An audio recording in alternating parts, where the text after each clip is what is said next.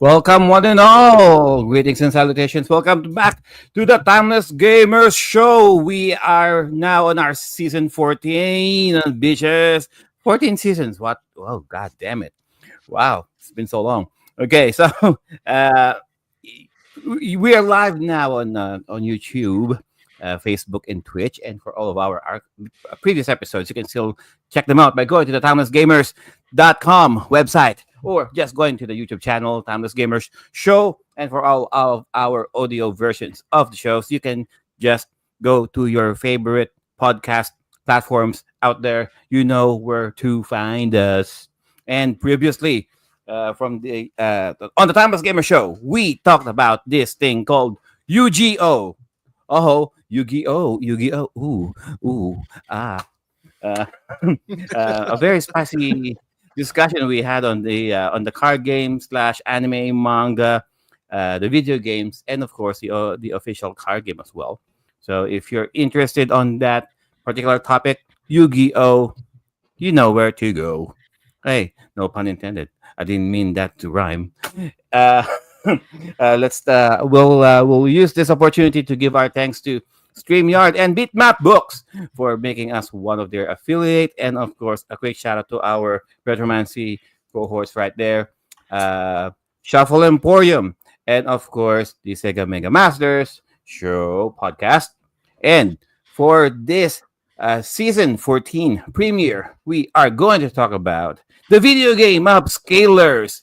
What the hell are those? So, hey, that's fine. We are here. We are here to discuss a few things about these so-called upscalers, but we're just going to introduce the panel for tonight. Sir JDM. Yes, uh from Bye Bye City Leyte, one day Marcos of 123 Go, and we're going to talk about various video scalers or converters, whatever whichever you would like to call it. And it's going to be a techie episode, so sit back, relax, and let us teach you the ways to enhance your old retro consoles using this damn thing. All right, thank you for that, Sir JDM. A very techy episode indeed. Sir Jose. Hey guys, welcome to the season 14 premiere. I, like Sir Joel, don't know too much about upscalers, so I am here to learn whatever I can. All right, thank you for that, Sir Jose, and of course, Sir Joel. Yep. Hey, it's me, Joel, on the of the Banyagang Native channel. And yeah, much like Jose, he and I are here as learners and stand-ins for the audience. We don't know much about scalers. I guess it's because of the fact that I've always taken the software route when it comes to playing my retro games. So I am here to learn, and I want to be able to be the one to ask the questions that our listeners and our viewers would normally be asking if they were here with us. Or I can also be the guy who reads the comments and finds out what people are thinking about what we're talking about. Upscalers, what are they? How useful are they to a regular gamer? Are they worth it? And should we integrate it into our gaming systems? And back to you, Joe. Thank you for that, Sir Joel. And of course, the one person that we invited to give some clarification on these things called upscalers. Please welcome our guest for tonight. His debut on the Diamond Gamer Show, J.M. Malus. Hi guys, it's Jay Malos here. I'm here in Philippines, Quezon City, and I didn't know that I'm the only one invited as a guest. I thought that I'll just follow up with the information, but I'm happy to help if you have any questions. I'll do our best, or Sergio will do our best to answer those. Well, there was supposed to be another one, but hopefully he'll come he'll come in the second half of the show. But we are still thankful for Sir J.M. for making this time to do this show with us. All right. So before we head to the meat and potatoes of the show, let's talk about some gaming news for a change. Hey, it's been a few days after the Nintendo Direct April 2025 announcement. The Switch 2, all right, is dropping this season. And for whatever hype it caused, 24 hours later, there's a lot of backlash. So we got these gentlemen right here. They already know about the Switch 2 announcement. So we'll just ask them what are their first impressions about the Nintendo Direct announcement and their overall opinions of the thing. Let's start with Sir Jose. First Oh. impressions. Switch 2, go. I think like price wise, I guess it's okay. It's a little pricier than the Switch one. Some of the features look cool. I'm not too excited about paying like $80-$90 for games. Because I'm already doing that with another system. Nintendo is supposed to be like the cheaper option. And then because of some stuff, I can't pre-order next week.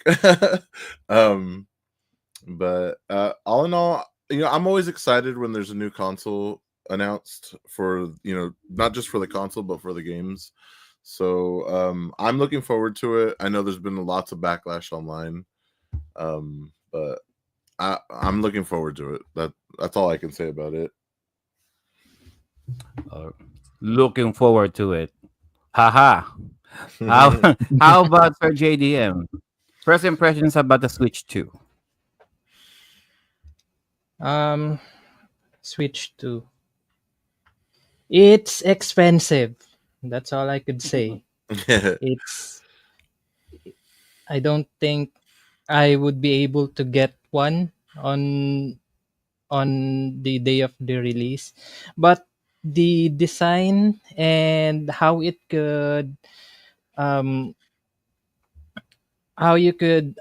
could render the new games to 4K, 4K up to 4K, right?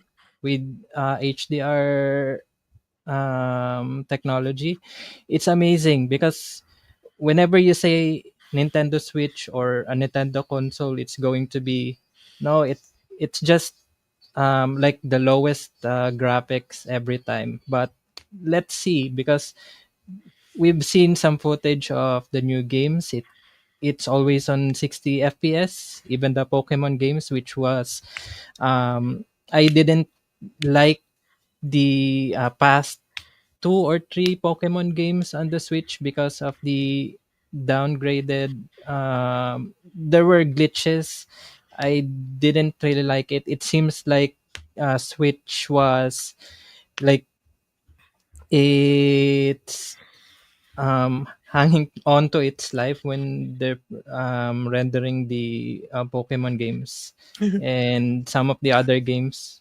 I'm not afraid to admit that, but let's see when it releases. Then maybe I could consider getting one, maybe or possibly. So that would be my impression for the Switch 2. All right. Thank you for that, Sir JDM. Sir Joel, Switch 2. Yay or nay?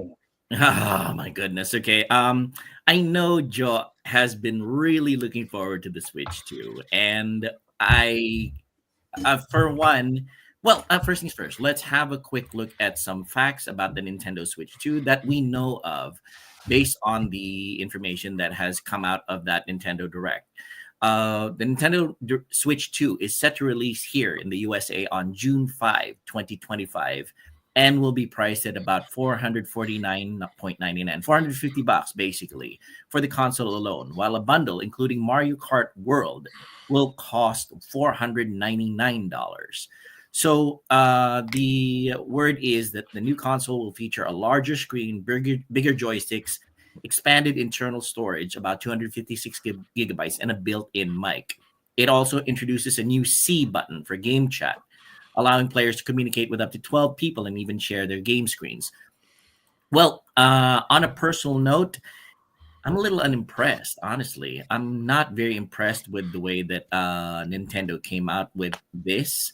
I'm not really particularly blown away by it because the features aren't as out there or as big of a quantum leap as we were anticipating. At the very least, me as a mobile gamer, not portable handheld gamer, kind of, I was looking forward to a better battery. And from the word that I'd heard on the street is that the battery is has a shorter life than the current Switch generation. So that kind of blows it out of the water for me overall. As an initial purchase, day one purchase, probably not. I'm likely just going to be sticking to my original Switch and the backlog that I have. So, and of course, a lot of people online have labeled it the Switch U. So, in reference to the Wii U, the disastrous Wii U that came out after the Nintendo Wii. So, I kind of share the opinion. I'm a little bit unimpressed. I'll wait to see whether or not they come out with more information on it. Maybe it'll change my mind, but uncharacteristically for me, it doesn't excite me. I'm sorry to have to say, being the techie that I am, always excited for new technology. This really didn't float my boat. So meh. Back to you, Joe. Meh. It's a meh, Sir Joel. Yay, nay, or meh? Mhm. How about Sir JM? Switch 2. You've seen the announcements and the Facebook posts. Yay, nay, or may? Okay, it's okay. Okay. I Yay, just nay, I may, may. actually didn't watch the Nintendo Direct, but I've read all the Facebook posts and so on. I think I mean I just like to address the pricing for the games. So they're comparing it to SNES boxes. Back then it's 89, and there's inflation and something. So of course, if you compare those items to the carts right now, it's more cheaper, the manufacturing, compared to the manufacturing back then. There's a lot of uh, things that collectibles that you can get. Regarding the 4K resolution, you can actually upscale the current Switch by using Upscaler, M Nice classic, and then segue. Nice yeah, segue. Very 4K good. gamer. Yeah, you can run it in 4K 60 uh, frame rate, but probably I'll get it 3 to 4 years after. I Three to like four how years. Jay Malo segued into our topic. This one, very very good. I like it. He's got the makings of a good panelist already. And I'd like to follow up a little bit on that one, Jay Milos. Thank you so much for bringing that up. The price of the games. Some people are making unfair comparisons to previous consoles prices about how SNES games are about 70, 80, $90. Sure, that's a fair comparison, but you have to also consider that back then we weren't buying our games. Our parents were buying our games. And really, we got what, one game per 6 months, the one game for every 4 to 6 months, and we had to play that game for all that time. Whereas the current Switch generation, they are going to be stuffing the shelves with how many games and expecting us to buy all of it. So, as an 80 or $90 game right off the bat, I don't think it's going to be sustainable, considering the fact that they are thinking about people buying all the games or maybe a majority of the games right off the bat. So, you're right. You're very much right on that one on the game pricing. It is a factor. Mhm. All right. Sorry for interrupting. Go ahead, Joe. All right. For me, because I already ranted so much, I'll keep it short because we are going to save most of the ranting on our very own Switch 2 Yes. Mhm. episode, hopefully. Uh, think of the Switch 2 as a base PS4 on the go. That's it. All right. All of the bustles and whistles just on the go. All right. And that's all for me. So let's now Esports talk being about. generous though. PS3. I am being generous. I'm Yeah. being polite. I don't want. I don't. I can tell. The Nintendo snipers are aiming for my head right now. I know. You So see that red dot on Joe's forehead right there? just a little dot. That's not So his being Indian. Okay. Anyway. oh no, it's not. So let's talk about. Okay, so let's let's now go to the main bread and butter of the show, which is the upscaler, guys. Hmm. So a little bit of an introduction here. Okay, so to all of you kids right now, back in the old ages, back. All right. Uh, Back in the old ages, our televisions back then, we were still using those cathode ray tube televisions or CRT televisions, really bulky ones. Okay, yeah, you kids can just Google search what are those, or ask your parents, grandparents even, what are CRT televisions, and even with so these televisions would display on a very standard definition 4.3 ratio of a scale. And it's like a box, okay? And unlike your LED TVs or modern televisions right now, those are wide screens, okay? Wide screens on that's the layman's terms. However, the technical term would be a 16 by 9 aspect ratio. Okay. And even back in the old days when TV shows and the movies are being directed or being shot at, they usually do it on a widescreen angle camera. However, when being projected to a screen, all of those are being cropped out on a 4 by 3 screen because those are the televisions back in the day. Um, So fast forward around the year 2000, the mid 2000s, when the advent of the LED televisions became into fruition. The 16 by 9 screen aspect ratio has now became the standard. Unfortunately, the video game consoles like your old school Nintendo, your Sega, even your PlayStation 1 and PlayStation 2, okay, those were those consoles were designed for your CRT televisions.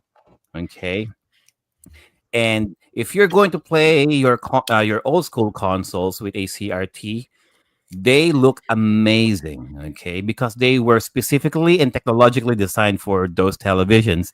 However, if you are going to hook all of your old school consoles, maybe sixth generation and below, good luck with that. It's very hazy. It can be very blurry. To some people, it's playable, but to old school gamers like us, it just not look the same. Okay, you might experience some button lag, um, to say the least. And so, what would be the next? What would be the solution for that. So you need something that would equip your old school retro video game consoles so it can look clearer on your modern televisions. That's why they invented the upscalers. Okay, but more to that later on. We have Sir Jay Malos to school us properly on the technology and on how it evolved back then, starting from your RF cables, your composite cables, your component cables, and even your SCART, all the way to the current upscalers that we have right now. So JM, take it away. Hi. Yeah. So a video game upscaler, what it does is it enhances the like what Joe mentioned. It enhances the lower resolution video to a higher one. So for example, from 240p, which is the standard size of a SNES or SNES Famicom, PlayStation 1, Nintendo 64, it upscale up to, depending on the upscaler that you're using, you can upscale it to 480p, 720p, and up to 960p, 1080p, and so on. Um, it's really helpful for us retro gamers. I mean, those external upscaler were designed um, for uh, for us retro gamers so that we can enjoy playing in a modern uh, television or HDMI TV. So Sir JM, quick yep. question. Mhm. What is two what is 240 280p? What are those? What are those P's? Yes. Yeah, you can tell Joe loves his peepees. Anyway, What are those P's? 280p, 720p, 1080p. For those people Yes. who don't know what the difference. The P in 240p means progressive, and if you see an I, it's interlace. So 240p is like the number of lines in the television. So for example, in this CRT TV, there are 240 lines, 240, yeah, 240 lines, and those are being played um, visually from the console to the television. And for 480p, it's just doubles the depending on the television that you're using. For PlayStation 2, uh, most games are using 480i, which is an interlace. 480i uh, it's like a 240p, but it interlaces the 240p videos. So it's good. That's why it's hard to upscale PlayStation 2 because of that specific what do you call this element, the 480i. If I may help, Sir JM, Thanks. when you say it's an interlaced video, you have these two separate lines that is alternately displaying in your CRT, your common CRT TV. So um, there's like frames that only 240 are being displayed. Then in a fraction of a second, there's an alternate 240 line in displaying on the TV. But if you ever experience watching TV before, notice some flicker. You notice some flicker when watching TV that is sometimes it gives you a strain because it's displaying two separate image within a fraction of a second. That's why it looks like it's flickering. And Um, quick question. When you said when you guys say it's a flicker, and I guess I think Sir Joel and Sir Jose might be familiar with this. When we take a photograph of those CRT televisions, you know that sometimes in the naked eye, nothing. When you look at the screen, nothing. But when you put a camera right in front of it, you can see like those white straight lines going up and down. yeah, I did notice that they only show up when you're filming an old CRT TV. So that's what you're talking about. That line that is too fast for the human eye to see. It does right. show up when it's being captured by video camera or something, or a regular camera. I see. Okay. All right, Sir JM, continue. Yeah. Where are we? um PS2, 480i. 480i for PlayStation 2. So oh for that specific generation, only PlayStation 2 have, most of the games of them are 480i compared to GameCube, Xbox, Dreamcast. They have a video that supports 480p. The recommended video uh, to that's easier to upscale are actually 480p.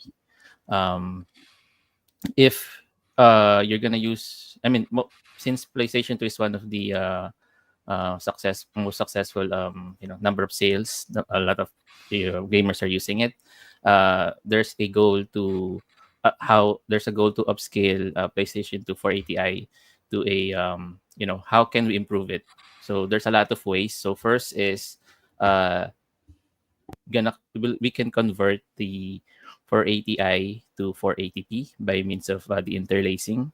When you say the interlacing, is just it just put the remove the interlace video, and then it just doubles the actual lines of the video. Um, that might cause some effects, like like what you said, shimmering, jittering, or whatever, or flickering, which is why it's a challenge to upscale for PlayStation 2. Yeah, so aside from that, yeah, most of the upscale came from the retro consoles. So I think we can also upscale uh modern console like PlayStation 3, Switch, what else? PlayStation 4, by means of HDMI upscaler. So we have M Classic, um, 4K Gamer Pro, Retro Think, and more 4K. What it does is you're just gonna plug the console to the HDMI, and then it will upscale to 4K. Or I haven't I haven't researched about 8K yet, but it could probably, yeah. How about Sir Jem? Could you differentiate, or what's the story behind the different televisions of each region? Like, for example, the NTSC and the PAL regions. Like, for example, uh, us in the Philippines, of course, we're an Asian country. We tend to build our televisions back then via the via the American engineering of their television. So we Really got understand. the composite and the RF.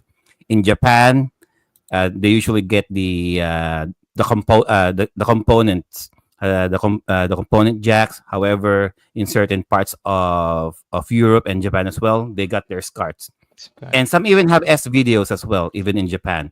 So why how come it's a little bit more clearer video wise if you're using a SCART versus an S cable versus a component cable compared to RF and composite?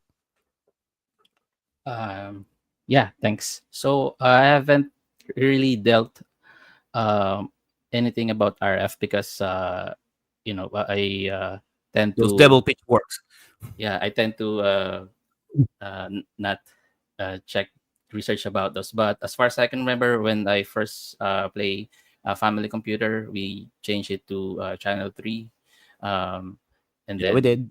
the display is good. I don't have any complaint back then, but now it's really hard to use it for streaming, because you need to convert the RF to composite, and then you need to convert the composite to HDMI in order for it to appear to OBS, or probably, I mean, even modern TVs, aside, probably early 2020s, before 2020, there are still television that have RF, right? Or signals. So yeah, but anyway, I'll skip that. I'll go to composite next. Yeah. Composite is the RCA, the yellow uh, video. So in RF, the technologies, all the signals will be on one port. So the video and the audio.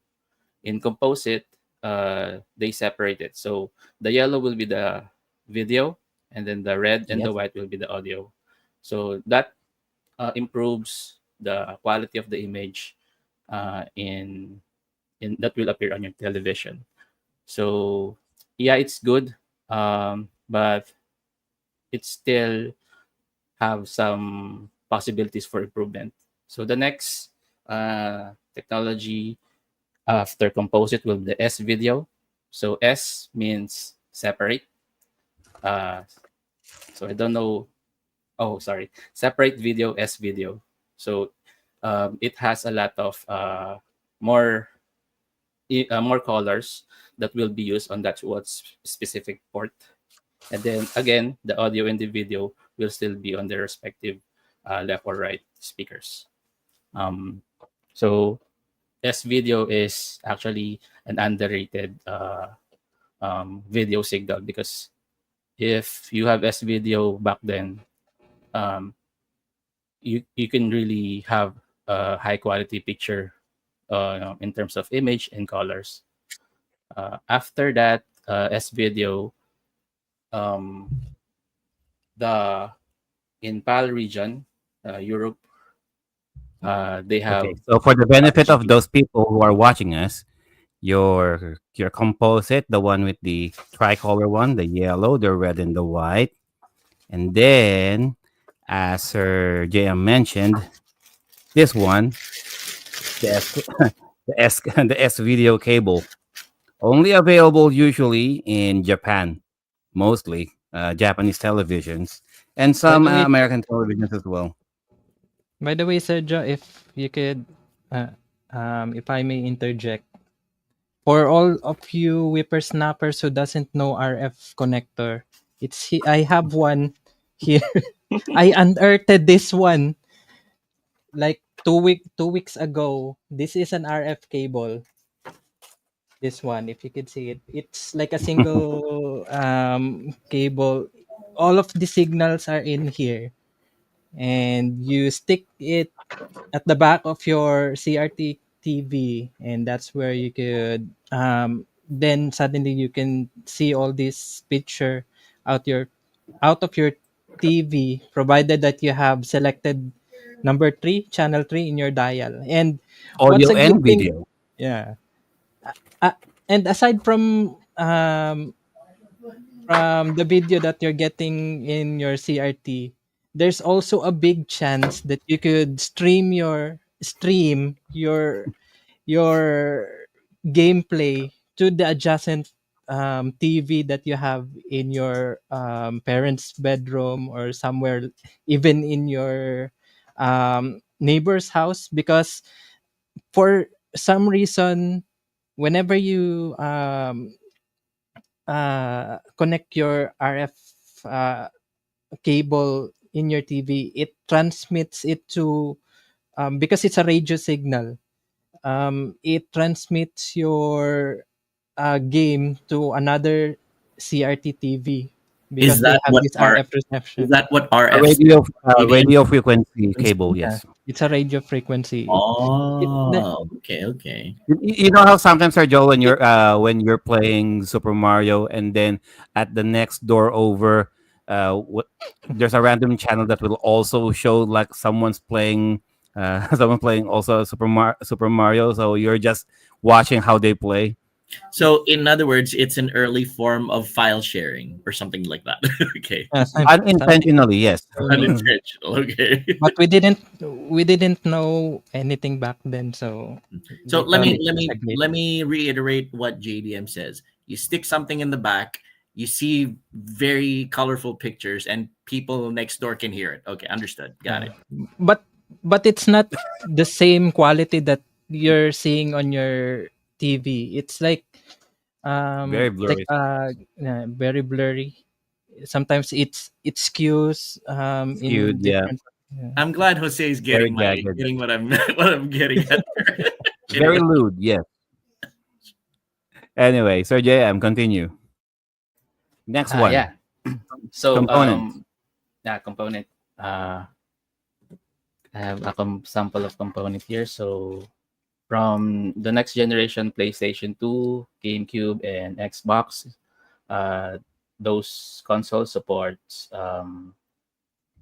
component video, or you can also call it YPPVR. YPBPR. So Y is for luminance, um, PB is for blue, and PR is for red luminance. So RGB. yeah, again, they are now three separate videos in addition to the two audios. So Um, yeah, if it's one of the I think the pinnacle of the I mean top of the line color video in addition to the next one um back in the for retro gaming, because after this I believe it's already HDMI videos. And So mhm. and for the and the component cables, guys, this is the closest that you could get in getting that 1080p kind of high definition video quality. The next best thing after HDMI, of course. Yeah, Yeah. because Yeah. uh, we didn't have HDMI yet, or DVI. Was it DVI? It was the component video. Then in the other parts of the world, they don't have component, but they do have the RGB signal, which is much Scott, uh, yeah, it's an improvement. But we didn't have it here in the Philippines because we you know how Philippines is so delayed when it comes to technology. When when people in Europe or in Japan are using those CART or RGB signals, we're still using the composite cables, or even the RF. I think I but RF in a way that it's a RF signal, but it's like it's an antenna that you can connect on your cloned NES. Then you connect the other antenna at the back of your CRT TV. But it's not as clear as the cable one, because it's just using radio signals, so there will be interferences when you're using that. Whenever someone pass by, it's always blurring. Then you complain why you're getting killed in your games. how about Sir JM? How about what you can say about the SCART? Yeah. So to piggyback on what Sir JDM said, um, in the US or in Japan, we you are using NTSC 60 hertz. In PAL region, we they have RGB or SCART connector in their television, but it's just 50 hertz. For this is an example, just like what Sir Joy is showing, is a SCART cable. That's a high quality SCART cable from Retro Gaming Cables, right? This one is the budget version from AliExpress. um, this one is the one of the most recommended because it you can compare it to the component one. So the component video probably released after S video, but I believe this one was released together with the S video. So it could be um what do you call this? Um much earlier, but the comparison they are on the same line. The SCART RGB cable and the component one. So the RGB SCART cable is the same. It carries RGB red, green, blue, and also carries audio. Uh, if you what do you call this? Uh, Depending on the console, because some console doesn't have RGB and some have. So let's say an example will be an Nintendo 64. Nintendo 64 doesn't carry RGB. Even if you plug this card cable in, it will not release or it will not output uh, RGB signal. It will just show the composite one because that's the only supported video output. So which is why some modders are adding RGB chip or modding it with so that it will be compatible for this. Where's that? The RGB SCART cable. So you also need to study the which console supports which video in order for that to upscale properly. So that's one of the troubleshooting things that you need to check. So Um, it's not just I got a Sega Genesis here. I can just use whatever cable I would like. So what Sir Jay Malos is saying here, guys, do your research. Don't just because you got an old retro console doesn't necessarily mean you get a SCART, you get a component cable. You need to make sure that your console can support RGB colors. Otherwise, you're just wasting your money. I was under the impression actually that these cables and components would allow you to play almost anything. I guess I was mistaken on that. So yeah, that's good to know actually that you have to make sure that your retro console is supported by these components and cables that are being shown off right now. Good to know. Okay. Because I can understand because like we mentioned earlier, these consoles were specifically designed for the given technology of our televisions back in the day. So I see. I see. Okay. Okay. Okay. um, next up, on our outline here, Sir JM, could you tell us anything about what's it in there? Um, if any one of you gentlemen have used any upscalers at all, or do you just go with software emulation? Sir Jose.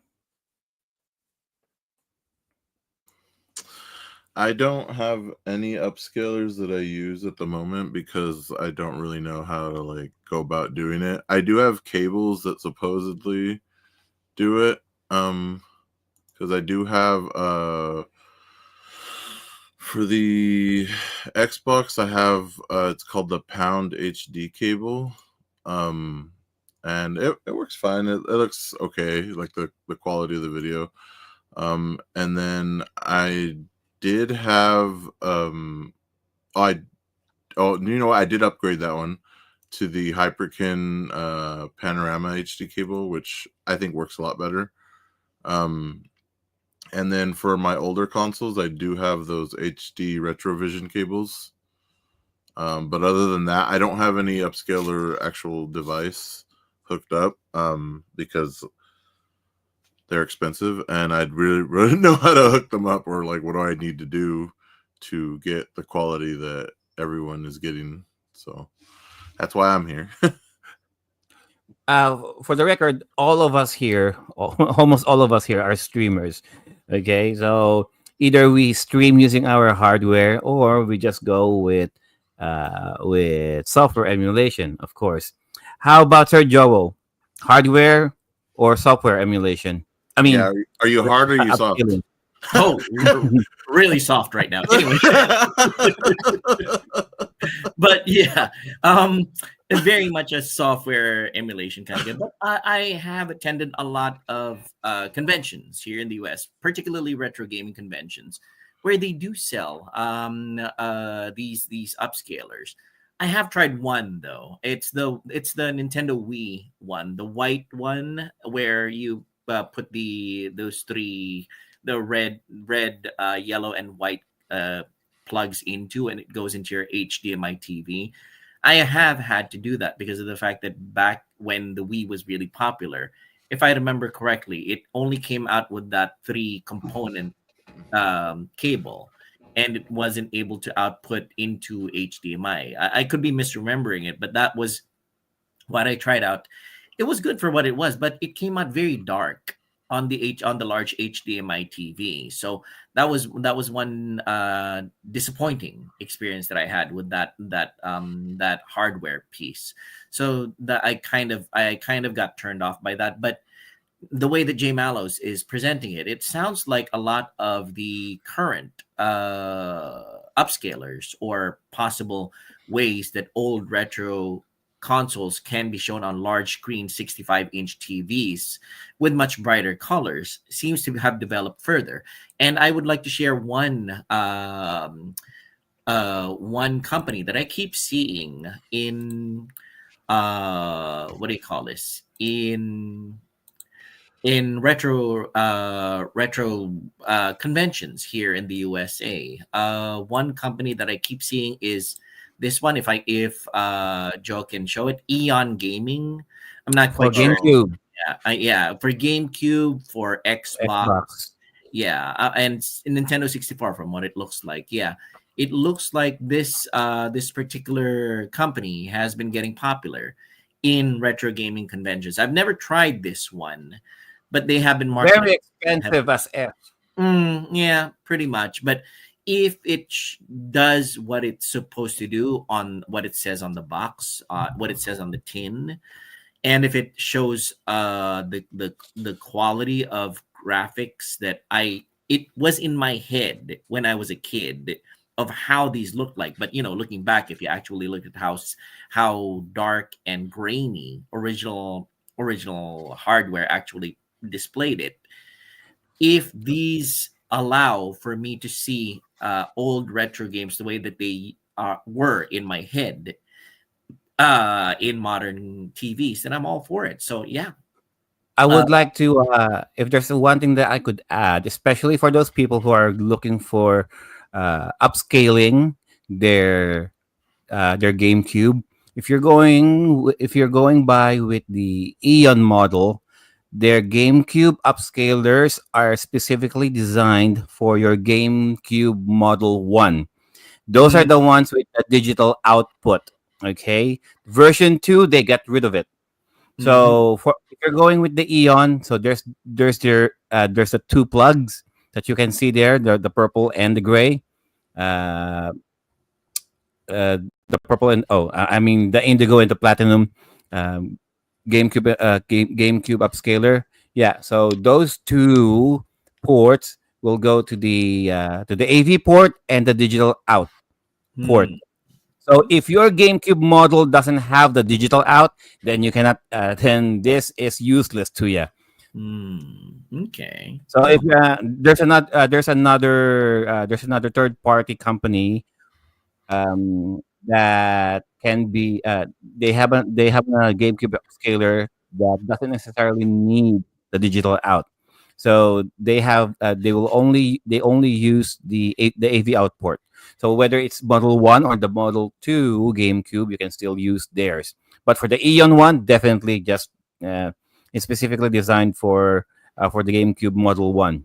Mhm, However, that being said, it's worth the money despite the price tag it is.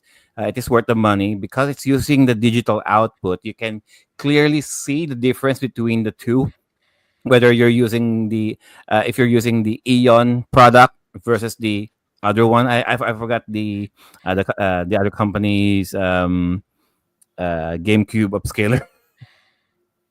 Well, that kind of answers my question, though. Jay Mallows was brought this up because I see the Eon upscaler all the time in retro game conventions here in the US, and I always wondered, why is there no PS2 product? Jay Mallows kind of hinted on that the PS2 is very hard to upscale. And was I correct in remembering what you said about that, Jay Mallows? Yes, but we can also consider that in the US, Nintendo is more popular. So the industry is adjusting to which is more popular. So, for example, if you go to YouTube, a lot of collectors, resellers are getting GameCubes. Of course, what they'll do is they're gonna create an upscaler for GameCube. Same as for Xbox. So for place, maybe that's one of the that I think about. But yeah, there's still a lot of ways. Um, I think that's why what you're seeing in the convention in the US, you can see most of them are from Nintendo's. And JDM Xbox. also mentioned that Hyperkin has a PS2 upscaler. Is that correct, JDM? Yeah. It's somehow it's a scaler, but it's more of a passive scaler. Like it doesn't have any it it can do interlacing the interlacing, like removing the alternating Ah, there it images. is. Joe has it. There you go. You have the hyperkin. Nice. Mhm. So this is a passive scaler. It doesn't have any, if I'm not mistaken, it doesn't have any, you don't need any power supply to um it, what I believe it's using is it taps directly to the video, what they call this, like the video processor of the PS2. Then it processes it in a way that it's producing much better color than using a composite and component uh, cable. Then it's it's already like converting it to digital, so you can just connect it to the back of your um 1080p TV, your flat screen TVs. So it's doing its job of um, playing your retro consoles or your PS2 Well, I to only asked your because new TV. I only asked because as Filipinos, PS2 was tremendous during our time. We're talking like it was the de facto console right after the PS1. And if I remember correctly, it is one of the best selling consoles of all time, if not the best selling console of all time. That's why I was kind of wondering. I do know you're very much correct on that one, Jay Mallows, that the popularity of the console, retro console, dictates what the manufacturers will make. So I'm thinking possibly because of the fact that people, you're correct, that a lot of people have been collecting for GameCube, for N64. And if people get into collecting PS2 games, which is hopefully going to be picking up in the future, they might develop something a little bit more high quality or high standards when it comes to upscaling an actual PS2 into a large screen TV. But yeah, that's the way it is. I asked because a lot of our audience are Filipinos and they want to see their um, their PS2 games on their large screen TVs. Again, with another thing is the difference between a modern day TV is that if you lift it up and you drop it down, you're afraid of breaking your TV. Whereas if you lift up and put down a CRT TV while you're moving it, you're afraid of breaking your fingers. You're afraid of breaking the cable. You're afraid of breaking the floor. You're afraid of breaking the center of the earth. It's that big and heavy. So yeah. So anyway, so So, that's why I asked. Thanks so much for that's so thanks so much this for indulging us. product is really for you, Ninong Joel, because as you can see in the presentation, Mm. you don't need additional cables. You Ah, don't need composite cables or component cables and mm. HDMI cable, the connector, because it's already like packed in as such Oh, that good. it you just connect it at the back of your PS2.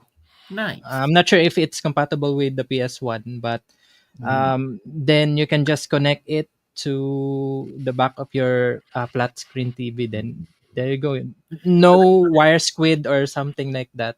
so this one It's is the Hyper King convenient, version, right? Yeah. right?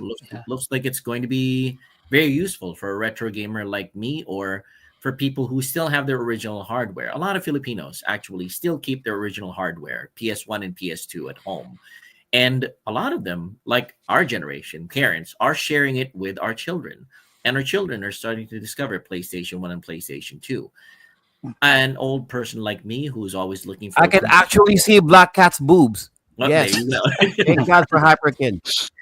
As a parent like me who wants to share the experience with kids, well, maybe not this one, but yeah, um,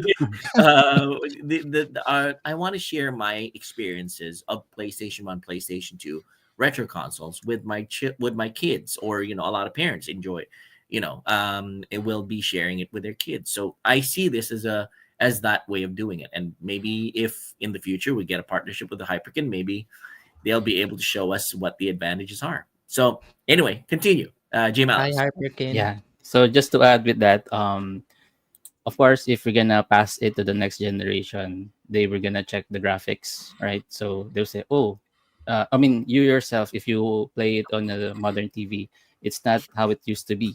So how about your kids?" Of course, they will say it's not that pretty. That's one of the function of the Xscaler. I want to Scaler. pause it for a moment. Jose, quote Deadpool's friend when he first saw his face. I Which don't one? remember what he said. MF, you're hard to look at. Oh, there you go. Yeah. Anyway, So continue, J. Malos, please. yeah, so that's one of the purpose of the scaler for the next generation to Oh, appreciate. for Sir Joel and for Sir Jose, who likes their handhelds, Hyperkin also has the Mhm. PSP variant.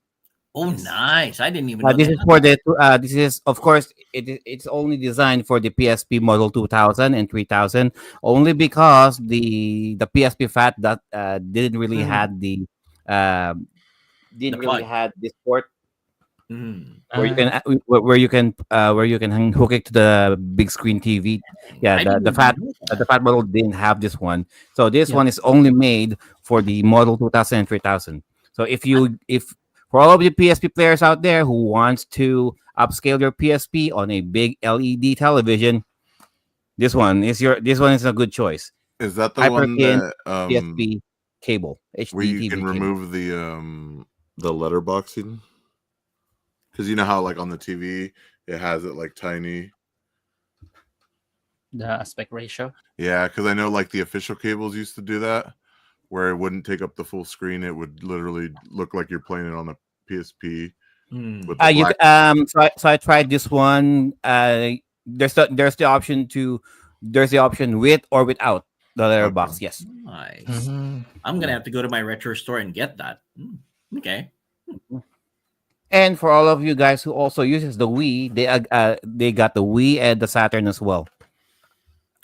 Yeah, like JDM says, Hyperkin, we're right here. I also got the Wii variant. See that this is the Wii variant right here. Oh, Uh, yeah. Hyperkin, we're very much there you open go. to product testing and marketing. Anyway. Back to you, Sir JM. Yeah, if we're gonna I have a lot of similar upscaler. I Nice. mean, ready to, but it's not All Hyperkin. It's right. different ones from AliExpress or from Shopee. Uh, Oh no, we're but always open to finding out about new products. Yes, definitely, J Malos. Show us. it's almost the same as what Sir Joy is using. It's Mhm. just different brand, Yeah, different let's have a clones. I look like at Like it. We're the curious. We're curious. Come on. so. Uh, so first is the RGBS upscaler for Mega Drive 1, Mega Drive 2, and SNK. Nice. So what it does, Oh, it's doing the same thing. You just need to plug it in directly to the console, and then at the end of it, there's an HDMI port. You're gonna plug it in directly to your TV. So most of this upscaler, what it does is they upscale it immediately to 720p or to 1080p, and they have switches to convert the aspect ratio to 4 by 3 or 16 by 9 widescreen, by nine. or 1080p or 720p. Let me ask So you that, mhm. J Malos. When you convert it to different aspect ratios, I know 4 by 3 and 16 by 9 are very different. If you convert it to 16 by 9, does it stretch out the image? Yes, it does. Uh, Unfortunately, mhm. because the actual game itself is created in a 4 by 3 or Oh. 4 by 3 way. That's the It doesn't. thing. Mhm. But we do have PlayStation 2 games that have widescreen, Oh like yeah, that's true. Respawn. That's true. You There is can. the There are option some. Yeah. 16 by 9. Oh, that's true. That's true. So the Okay. good thing about this ready-made, ready-to-use upscaler is it taps the best quality video that the console can output. So for example, for PlayStation 2, one of the best video output is a component or RGB. mm, So this similar to what Sergio or Hyperkin is using, or probably this is the one that copy Hyperkin.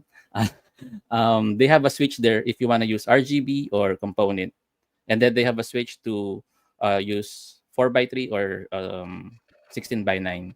So those are the good things about this kind of ready to made upscaler. The only disadvantage is that you need to buy a lot, right? So each console will have their own um, Cables. cables compared to uh, one, because this one accepts all of the uh, input Input. from composite, S video component, RGB. So those are just the difference between them. But since I'm more on creating content, I need to compare most of them to get the best video quality. Another reason why people are especially retro gamers are using these scalers is they have these old CRT monitors from their old computers. Um, Mostly these CRT monitors are only had this VGA connector. I don't think I have an example here. That The VGA typical connector is blue. usually, especially notoriously, Dreamcast uses that one. Yeah.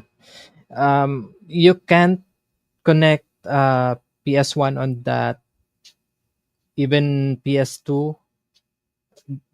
If you have the scalers, then you can use a VGA to HDMI converter, then plug it to your scaler, then plug the retro game console to your scaler, and it will output the image on your CRT monitor. And CRT monitors are notorious for having almost zero lag because it's um I'm not sure what they call it, but it has a much more higher frame rate than your typical consumer TV. Or if you have those professional video monitors like the PBM, what they called it, those are professional or high quality CRT tubes, uh, CRT TVs that you could have, and it's getting quite like people will buy it for like a very high price because of the boom of the retro gaming scene, and some even would cost $1,000 just to get that. It's a really small. Those PBMs are what they use for production companies like in Televisions, yeah. yeah, Network television, TV, yeah. network televisions, even in um, ultrasound in Yep. hospitals, they use that. And also another thing why people use scalers when using CRT monitors is because typical CRT monitors um don't display 240p uh, correctly. They could only display higher refresh rate, thus higher resolutions. Like I think they could only um CRT monitors can only display 480p or 480 interlaced. It depends on the model actually, but 240p, that's the time you need to have those upscalers. And it looks great because it has zero lag, and I guess it has more colors, and it has more crisp like edges when you play, especially when you're playing those um 2D pixel games like in the NES and SNES. So in other words, what's the meme? The old school televisions are built different. They're built Right. different. All right. And it Um, causes radiation. So, that they do. So that's why we Hulk out when we get frustrated with our video games. Okay, got it. Okay. Our eyes were really really bad. That's why Sir Joel's wearing glasses. That's why Sir Jose is wearing glasses. I used to wear glasses. Okay, back to you, Sir JM. What other upscalers do you want to discuss? Oh, okay. Well, are we gonna go with the external upscaler, like or the dedicated Yes. one? Like, okay. So Yes. first is this is what probably Sir Joel is mentioning. Mentioned it's AV to HDMI. Yeah, AV to HDMI. It has Yeah, three that's ports: that's the one I tried on the Wii. Yeah. composite, and then the audio. Problem Mhm. with this, just like what Sir Joel mentioned, it's the color is not accurate because these are created for video upscaling, not for video game upscaling, which is why there's an input lag, what they say. That's why you need to turn on the game mode of your television um, to adjust to it. But yeah, it's really dark. I do not recommend Yeah. this if you're It gonna it stream the game. yeah, it came out very dark and the colors were very washed out, J Mallows. It really didn't leave a good taste in my mouth. So Yeah, yeah. Hmm. and the block is not that full block or dark block. Yeah. Hmm. And So another thing with this, it says upscaler, but technically it's just a converter actually, yeah, because most of the retro consoles are just analog signals. So in order to display it correctly to your monitors or your flat screen TVs is to use this one. This is the, I guess, the cheapest way to display your retro consoles. It I don't think it has a processor inside that actually process the image. It's just, it converts the signal, but it doesn't have any processing um, uh, capabilities like the interlacing or something like that. So if um, it's for I guess the use case for this one is if you have those VHS or VCRs that uses cassette tapes for you whippersnappers. If you don't know Betamax or something like that, this is the one that you use to capture your uh, VHS with, so you could capture it and record your old videos with this one. Yeah. JDM considers people who watched VHS as whippersnappers.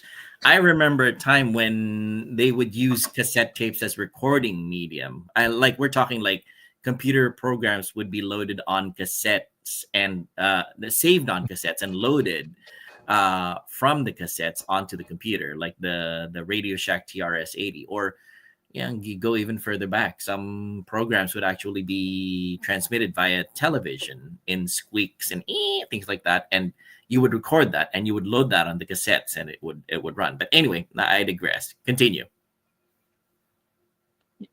yeah. So for the next one, which is the most I enjoyed the most, is the we call it retro scaler 2x, but this is a clone. If you're in the US, I would recommend the original one, which is the retro think 2x 2x mini 2x pro. Yeah, just uh mentioned that one, the retro tink. Okay. Anyway, yeah, continue. be- Mhm. yeah, because Mike Shi is the one who created that company. He's a retro gamer, so he created this video upscaler for us for retro gaming, which is why yeah, I'll cover the brand, but since it's a clone, but it does the same thing. So if us, for example, not in the US, or we don't have access to those market, we tend to rely on the clone. But if ever that it will be released in Amazon or worldwide, of course, we prefer the original one. Anyway, for the functionality, it supports composite, which is this one, and then S video, and then component, and then it converts it to an HDMI signal that you can go to your modern TV or to streaming. It also has smoothing feature wherein it smooth the edges of the graphics that is rendering. Um, and then what it does, the main function of this is it converts 240p to 480p. So if you, of course, the higher the resolution, the better for converting. So if it converts 240p to 480p, you'll get a higher quality of image, graphics, and then in addition to that, you can also add the smoothing feature. So I recommend this one because it's really easy to use and it will not give you a lot of headaches. If you're gonna upscale um, NES, SNES, Genesis, PlayStation 1, up to PlayStation 2, because this one, if you put the PlayStation 2 on the component port, it deinterlace the 480i to 480p of the video output. So the only disadvantage of this is it doesn't have a SCART cable, RGB, and it will only upscale up to 480p. I'm Mhm. curious about these kinds of things, J Mallows. Have they been tested in consoles that are older than NES, like the Atari 2600, the ColecoVision, things like that? Yes, it does. But I haven't personally tested it, but the the idea is as long as your video supports composite, um, then it will convert that analog signal to digital signal. That's very So I useful. saw someone uses Commodore 64. C64, really Yeah, they're cool. they're using this to upscale. Nice. Hmm. What's the I'm not sure the video output of the Commodore 64 if it has RF signal or composite, but I think Hmm. I mean it should. Okay, very cool. Because yeah, for people like me, the Atari 2600, the Intellivision, ColecoVision, the lesser known consoles in the Philippines, we do want to explore those kinds of consoles as well. And if this will allow us to do it, it's just opened up a new door for me. Thanks so much for that, Jay Malos. I think what Ninong Joel is looking for, if you would like Mm. to get a scaler for those old, like the Commodore um systems, I think it would be better if you could get this one. It's called the GBS 8200. So this is a very rough looking upscaler because it's just a PCB like this one. It doesn't have any like fashionable cases or something like that, but it really does the job as long as you have the correct settings. And the reason why I recommend this for older computer devices is it has an input for CGA, EGA, and XVGA, I guess. Those displays are older than VGA. Like how many bits of color? Like 8 bits of color, something like that. So it has a VGA input here that you could connect your old computer systems into, and it even outputs us this one. This is an old model. It doesn't have. Some models have HDMI output already, and the one showing in the screen right now is the GBSC or GBS control. That is the modified GBS 8200, which has like Wi-Fi configuration that where you could just change the settings, do some upscaling the interlacing settings, something like that, which I don't have. This one I could make this one a GB GBSC, but what you need is the kit that you need to solder into the pins in here, which I'm not really um, like I don't have the soldering skills to upgrade this one, because it by itself you can just it works perfectly for me. I'm using this for my CRT monitor and it works wonders. For GBSC, GBS control, you can upscale to like the retro scale. What the retro scale does, it can even have a filter, a scan line filter that emulates the scan lines on your from your CRT TVs. You can do that when using a flat panel screen. So this is highly recommended. But anyways, continue, sir, JM. Yeah, to piggyback on that, because that will be the next after this. This is the recommended one, the GBS control. So to piggyback on the story of Rama, the one who created the GBS 8200. In the story is that the arcade games, they want to use LCDs. The arcades, they don't want to use CRT anymore. They are looking for a way to upscale the video, especially the input logs. So Rama created this kind of upscaler from the GBS 8200.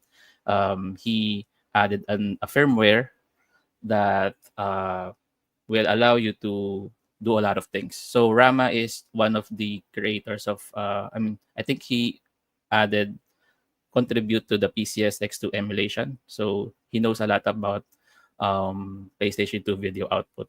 So the GVS-C is like an all-in-one. It's an upgrade from what Sir JDM is using. Uh, it has all the output from composite. No, it doesn't have composite.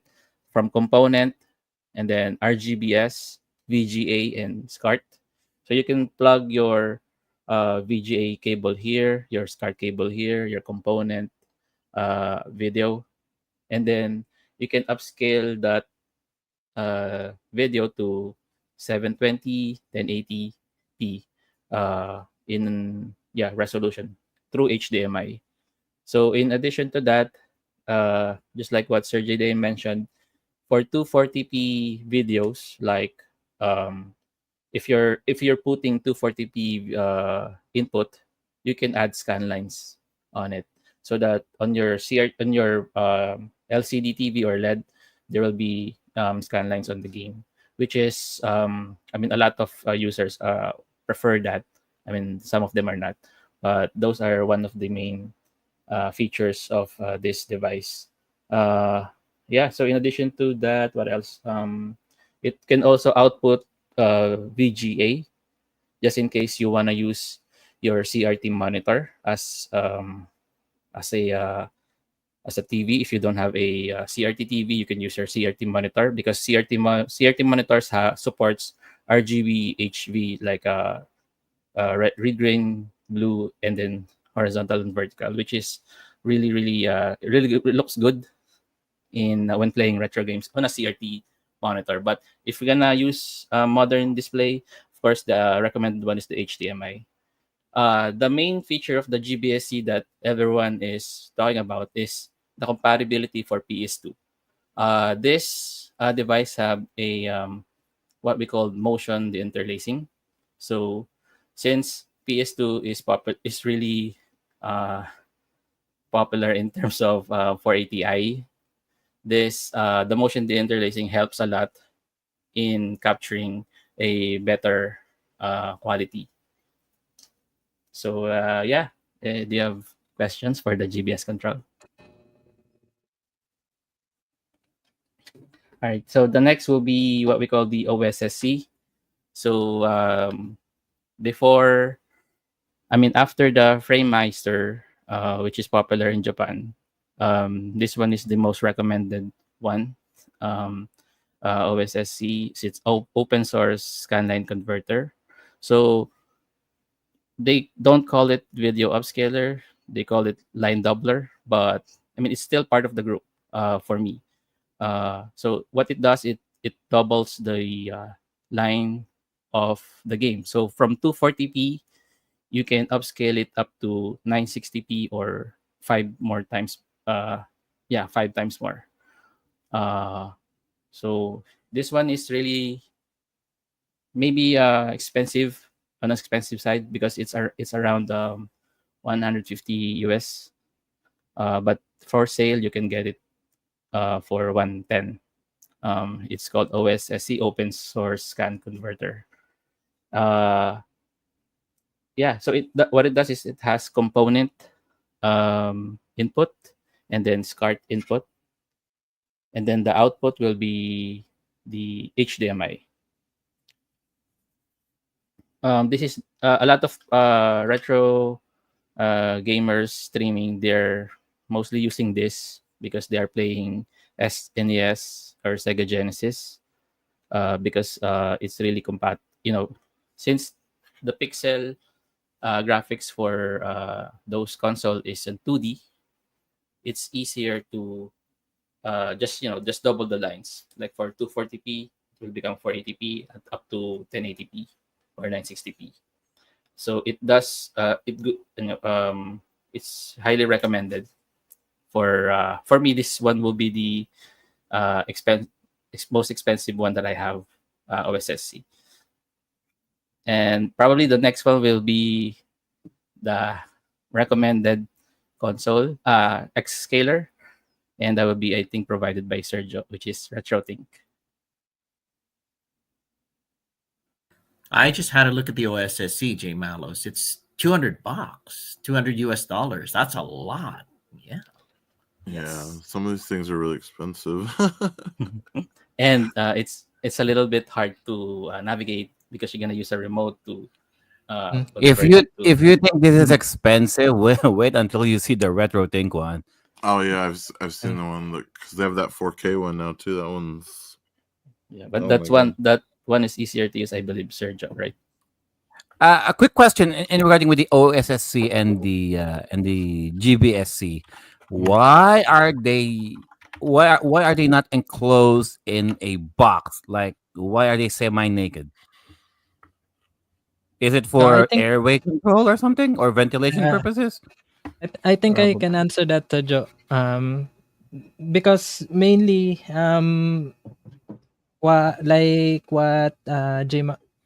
J Malos mentioned earlier in this bit is they are actually like they place this in arcade boards.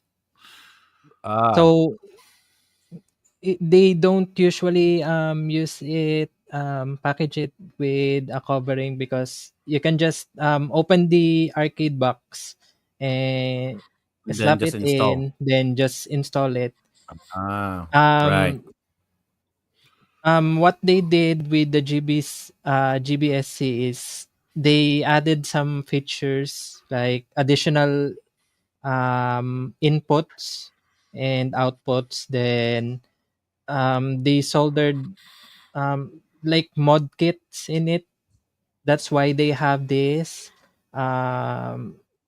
Mostly those covers are 3D printed to protect the to shield the device from dust and spills, something like that. So this one is the GBS 8200. This is the one that they use for arcade boards to convert it to LCDs. For example, um, um, if you're playing arcade boards that are using CRT, which is common in the 80s and the 90s. The reason why this was created is to keep up with the technology. When people started using LCDs, LED, they've come up with this. They just install it in the boxes and connect it so they could play those old arcade games to the. um, with the to their arcade machines and the LCD screens. So, And so you're telling me the reason why the Pandora boxes and the Arcade One boxes are so expensive because they got upscalers like this inside? yeah, most likely It adds more to the the, cost, Sergio. that is why they're expensive, because they're not saying that it has this one. They just promote it that, oh, you can use this plug and play to your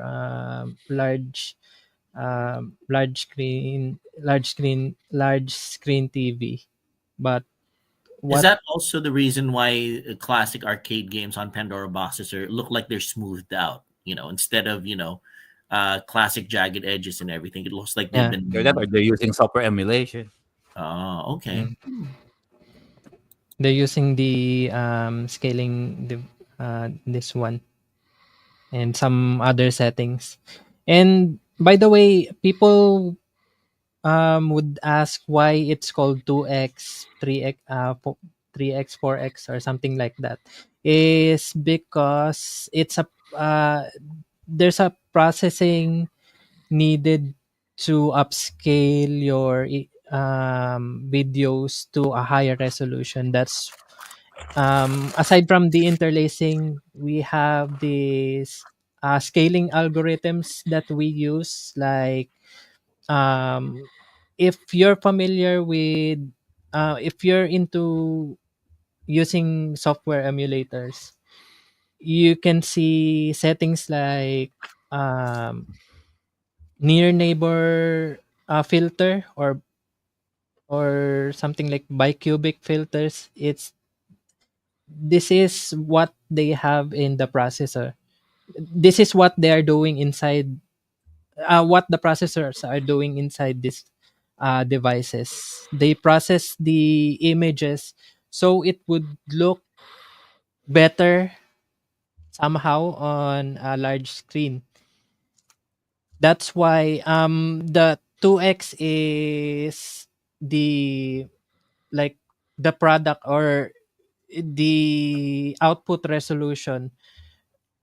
That's why it's called 2x, is the 240p that you have on your retro consoles. You multiply that by 2, then you have 240p. Then RetroThink RetroThink have this um RetroThink have this 4x and 5x, even 4K. Then it's using a processor. A processor is processing the images to output those 240 images. They just It's called an integer scale, I guess. And for other devices, they have this um, processing called scaling. I'm not really sure what it's called, but in the settings, it's bicubic, near neighbor. It's like, if we're talking about graphics, you know how polygons um, make up an image. Um, it's adding more polygons in the image, or you know how they connect um, pixels to I'm not exactly sure what the term is called, but they process those pixels and create, like, um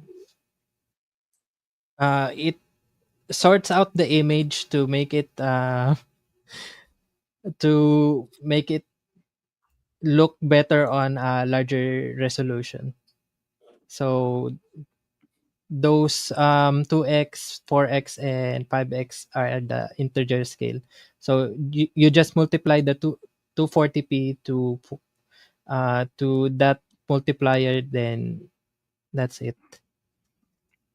So basically, if it's if it's 240p, if you're using an upscaler that goes to X, It from 240p, it will be 480p. If it says 5x, then that means 240p. Multiply it by 5, and then the screen will blow up into more than what, like 1080p, Yeah. 1440p, something like that. Right. And I have I see a comment here from Sir Jomar saying that he's Triple X. it's like it's blowing his brains out. It's doing the math for me. Yeah, it's technically like that. It's doing a math, like an algorithm to scale out the image to a larger larger resolution. Um, hmm. So instead of us Blowing up. doing the multiplying, it's the upscaler. We're going to be doing the actual multiplying. Yeah. There you go. What else do you got there, Sir JM? M Uh, Classic. You saw the yeah, M sure. Classic earlier. Tell us Sure. about the M Classic. M Classic. What it does is it upscale the video to 1440p. And you can use some smoothing effect. And also it has what do you call this? I forgot the aspect ratio. You can change it to 4:3 or 16:9 if you're gonna use the retro mode.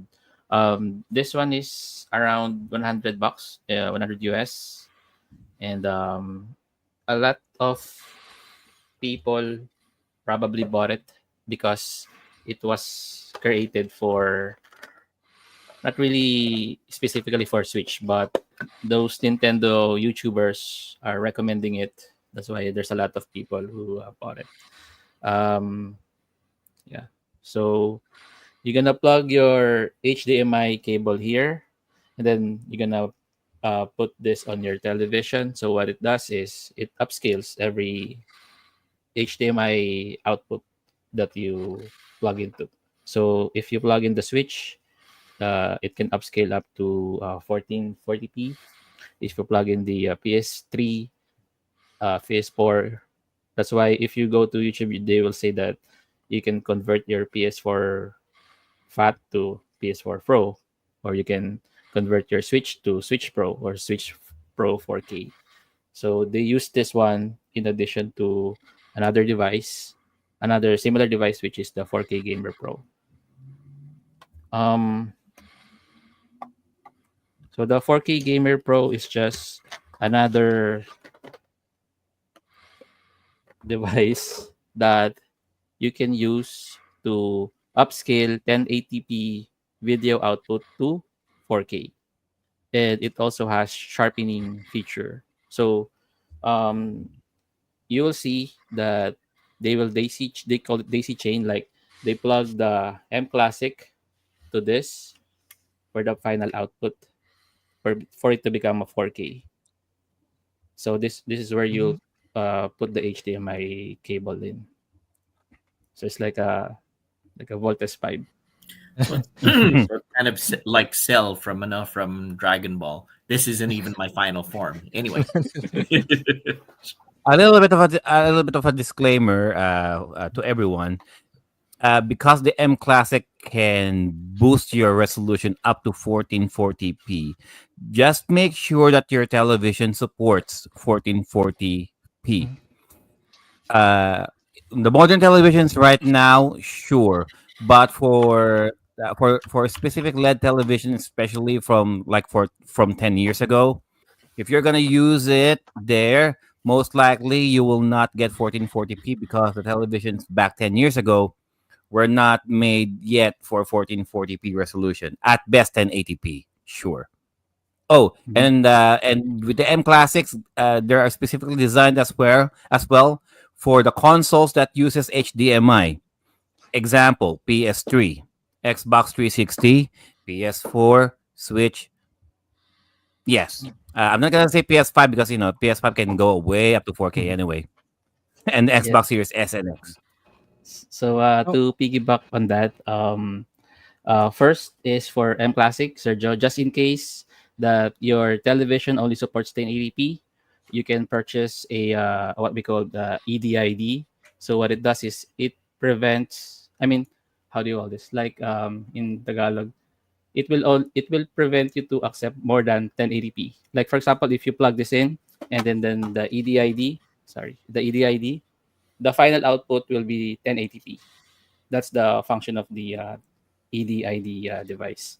In case you want, and then for retro console, you can still use this for Nintendo 64, PlayStation 1, because if you come to think of it, this device can the final output will be 480p, right? If you use on scaler, and then if you use M Classic, it accepts 480p, and then it will upscale it to 1080p. So again, you're gonna daisy chain it. So uh, What's funny with the M Classic is most people don't really recommend it, or they have their reservations of using the M Classic because it's for them it's like it's too good to be true because it's just like a small connector that you can plug behind your console, then suddenly it becomes 1080p. That is the like it's not the most popular upscaler out there because it's small, then you need to buy separate devices, then daisy chain it. It's like what Ninang Joel mentioned, it's like cell. It's not even its final form. And if you look at it, if you connect those devices in, what's the like the chance of the first connector breaking because it's becoming heavy when it's Yeah, so getting basically that's what JDM is. That's a good point actually. JDM, multiple points of failure. That means that there's a lot of places where the connection can go bad, or the signal can get interrupted. So yeah, I imagine it's not optimal, but if it works, it works, right? I tried the M Classic on the Switch, Mm. and with and without it, actually. With it, I tried the M Classic when I played Xenoblade Chronicles Definitive Edition, and the smoothing effects of the M Classic, you can really tell. Actually, when I use without that function, I can still see the jagged lines, but with the smoothing effects, yeah, it's very noticeable. So in that regard, I can understand why it looks better on the Switch compared to PS3 or Xbox 360.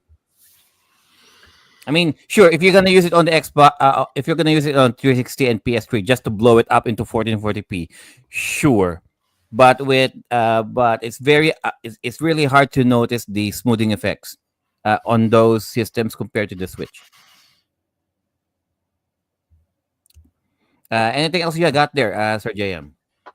uh, I think that's about it. I mean, there will be the final form will be this one. The Will be final connected form. to yeah, it will connected to the television. You're gonna get 4K, 60 refresh rate, sharpening, and then if you're gonna use this, you're gonna use smoothing. So these are recommended for 3D games.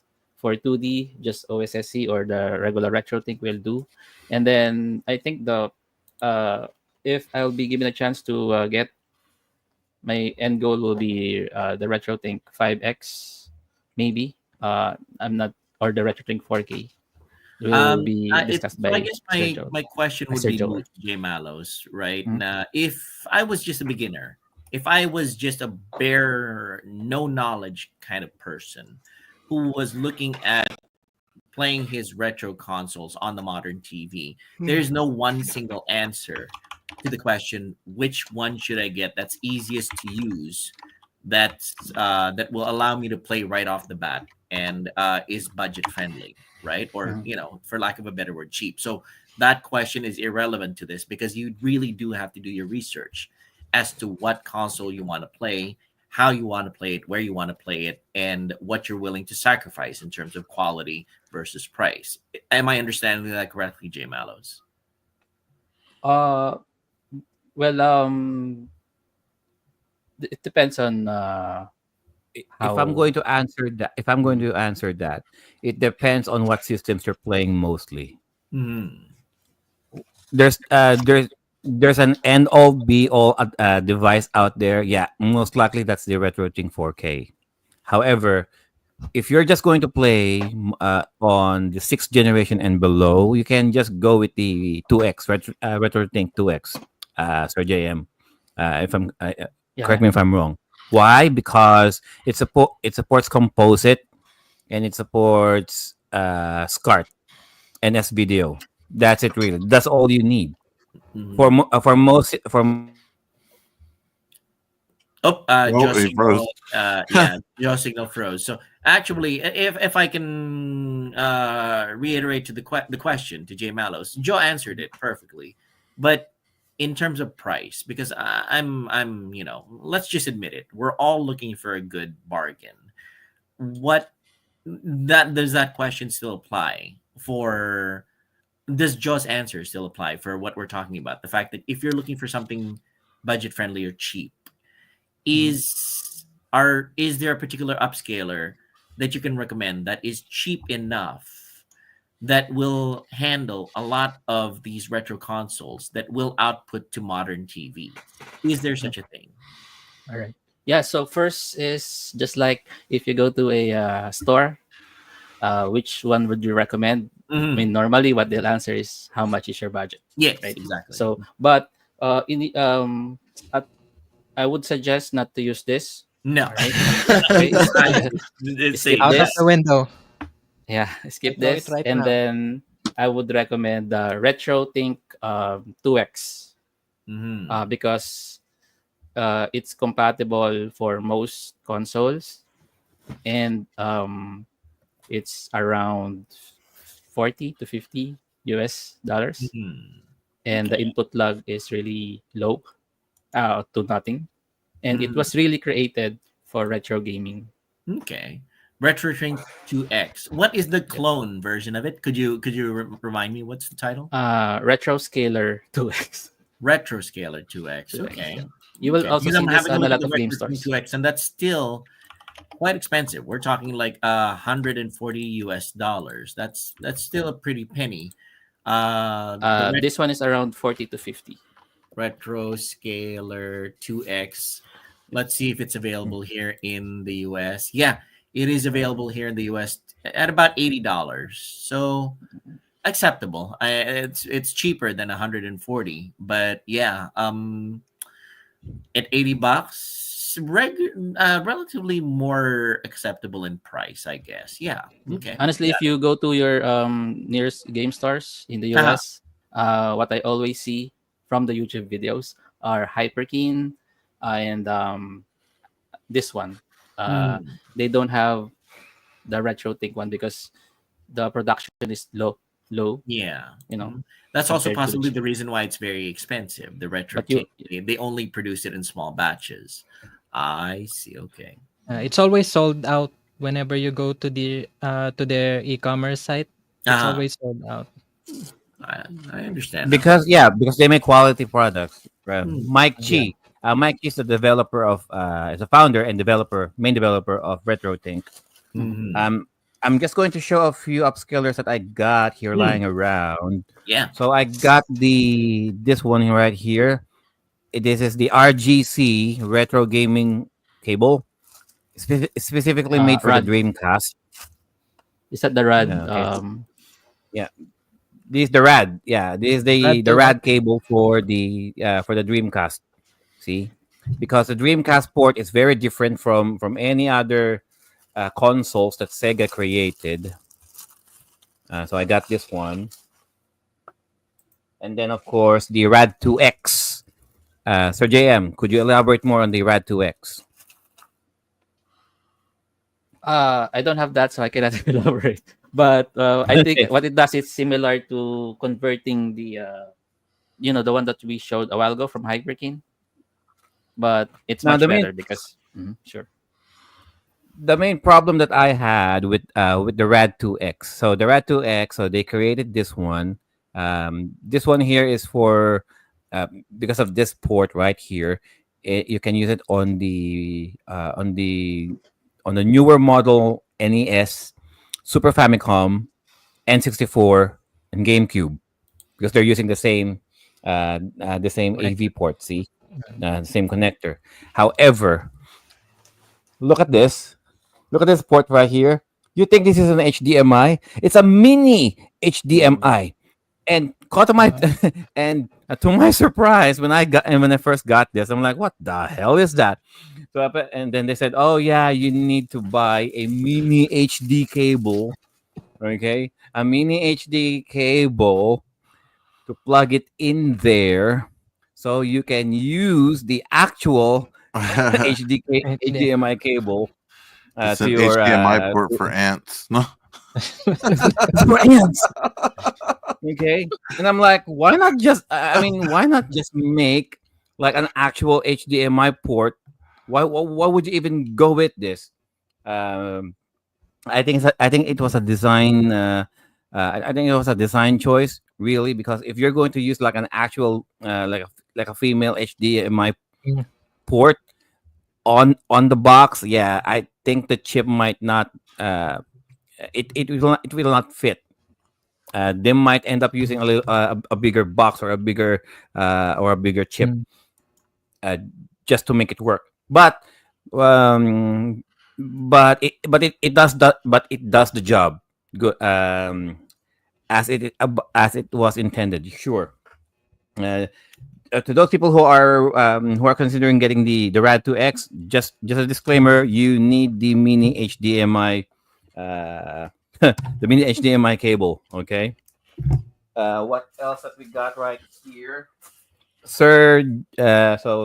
Sir JM did mention about the FrameMeister, and in a very good while, especially back in the early 2010s, when people were uh, when people were trying to do their retro gaming. For the longest time, the FrameMeister was the king. Yes. Not necessarily the king, but it was the only thing that it's the only thing that it's kind. Okay, before there were any other upscalers out there, the FrameMeister was the first, if anything.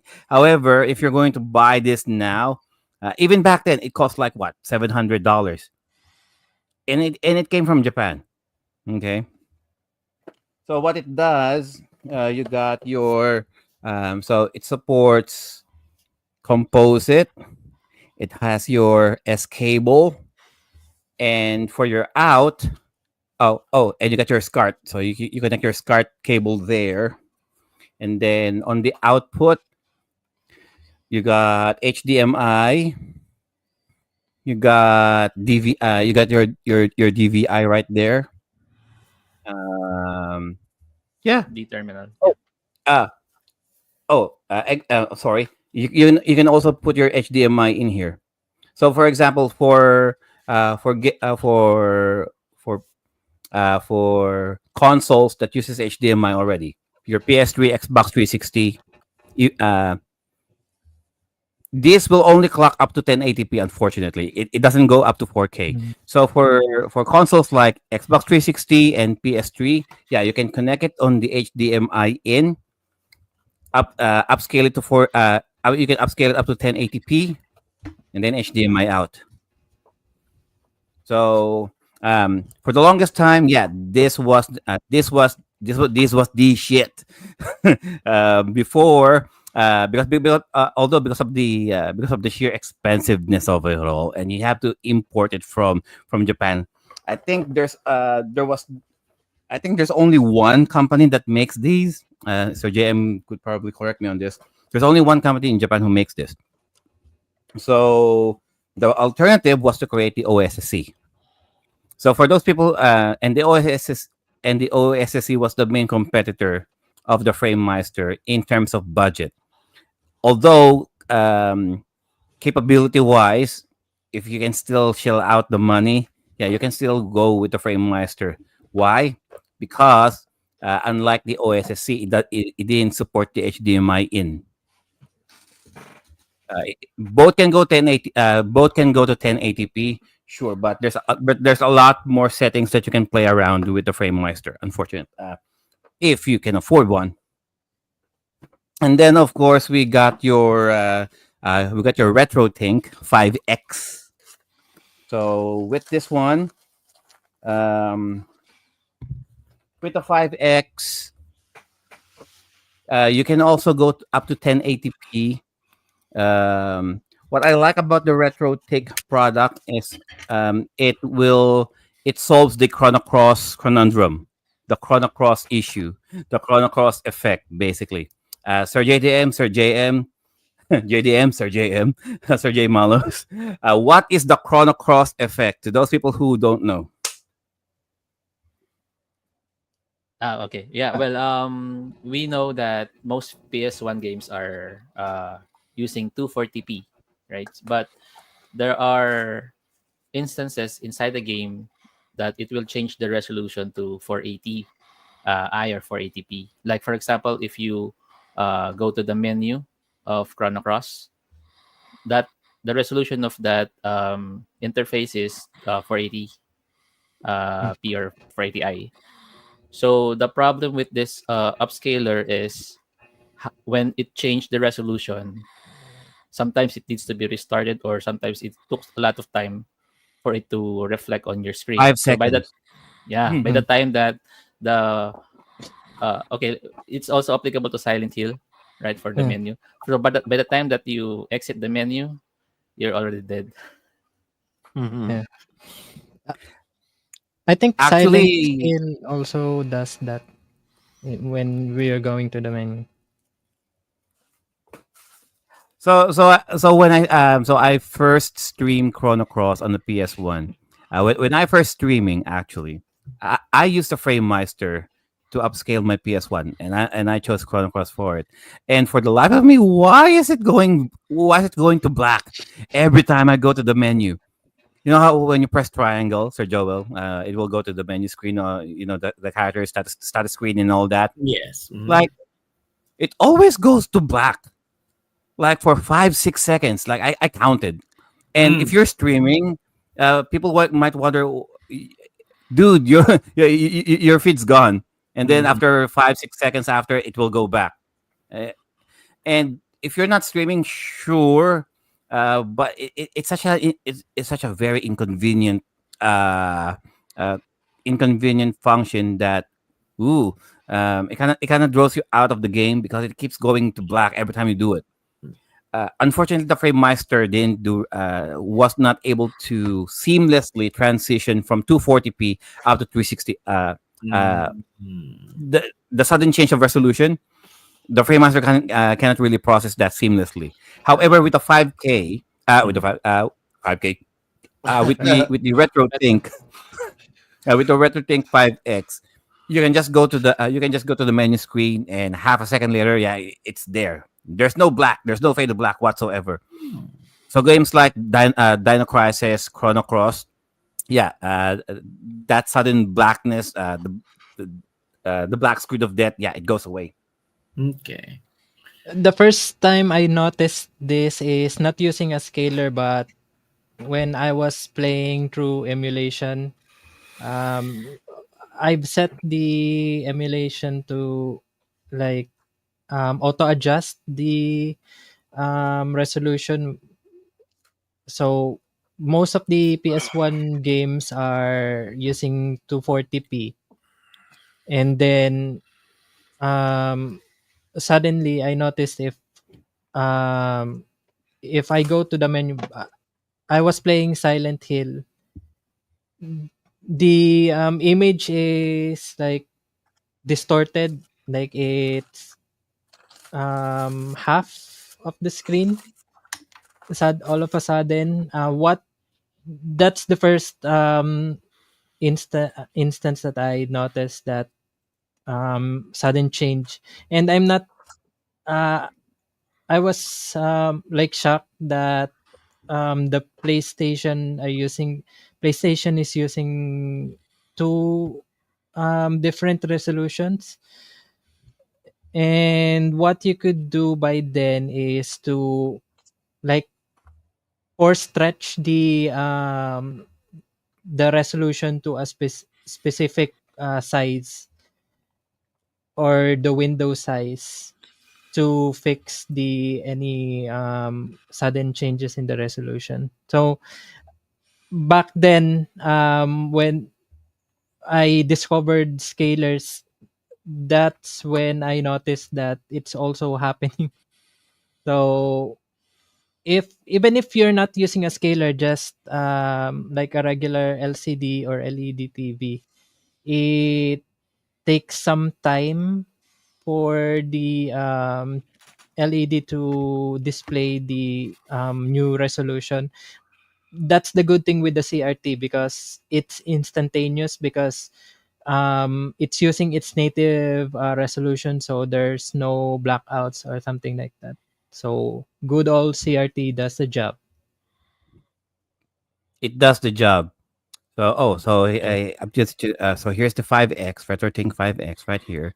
So it supports S cable, and then your component slash composite as well, and then your HDMI out right here, and then your SCART here in the side. So unfortunately, it doesn't have the HDMI in, unlike the FrameMeister. However, the top of the line RetroTink product out there, the RetroTink 4K. Now that's the one that has the HDMI in. So for consoles that uses the HDMI port, like for example, PS3, PS4, Xbox 360, Xbox One, Xbox X and S, even PS4. Yeah, all of those can blow up to 4K. All right. I mean, you can use the PS5 or the PS5 or the Xbox X and S, I guess, but that would be redundant anyway because it's already blowing up more than 4K anyway. No, Mm. although the price tag is like what more than I think $700 or $800 now.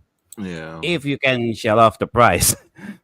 And I'm like, why would you even need that? Like, I mean, like 4K. I mean, how can your eyes even tell the difference anyway? I was Which looking is at what Yeah, I was looking at the RetroTrink 4K something. It's selling for about 750 or $800 here. It's like you Mhm. said, John. That's yeah. It's gonna be you'd be hard pressed to justify that cost on a personal enjoyment level. I mean, yeah, sure. If you spent $800 just to upscale your retro video games, you have to be making serious money from your streaming or from your business for you to have that money to spend and justify. I'm spending $800 to upscale, I don't know, Super Mario Brothers three. Super Mario Brothers 3. Yeah, so that I What's can the point? see yeah so that I can see Mario's nostril hairs or something like that. So I don't know, I mean, yeah, sure, you can do that, but you'd have to be able to justify to yourself, I am doing this because I'm going to be making much more money to do that, either that or show boobs, I don't know. W- So which begs the question now, Q&A. So for all of those people, for all of those plebeians, for all of those peasants who cannot really afford all of these things, Yeah, they'd like be me. like, Me too. my dumbass can't even tell the difference between 240p, 380p, 480p. Why would I even need these Yeah. cables? how, Answer. how, how does Jaw do a very good impression of me? Like that, that's exactly how I do it. Yeah. Hmm. Why would why would they even need all of these cables? I mean, some people are just playing dock station, playing emulators already, and all those software emulations are already doing all of the upscaling. So why would they even consider getting this for their retro consoles? It's such a hassle. So answer, please. Give the give a good argument for those people who might want to getting one of these products. Go. Yeah, Jay Malos, I do want to ask you directly if why, yeah, no, just one word, why? Why? Yeah. Well, we are retro gamers. We also create content.